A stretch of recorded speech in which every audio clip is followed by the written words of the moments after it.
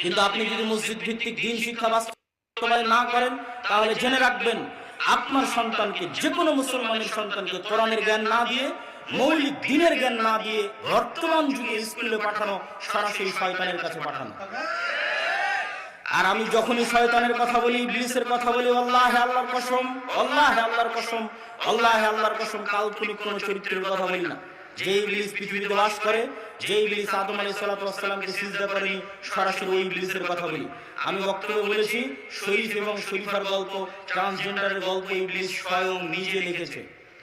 তো আমি যখন বলেছি ইবলিস নিজে লিখেছে, আল্লাহর কসম, আমি এটা কাল্পনিক চরিত্র হিসেবে ব্যবহার করিনি।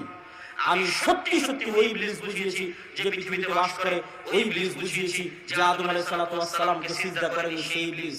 এই ইবলিসের সবচেয়ে বড় এজেন্ডা হচ্ছে মানুষকে তার স্বাভাবিক মর্যাদা থেকে, স্বাভাবিক মান সম্মান থেকে নিচে নামিয়ে দেওয়া। তাহলে মানুষ যখন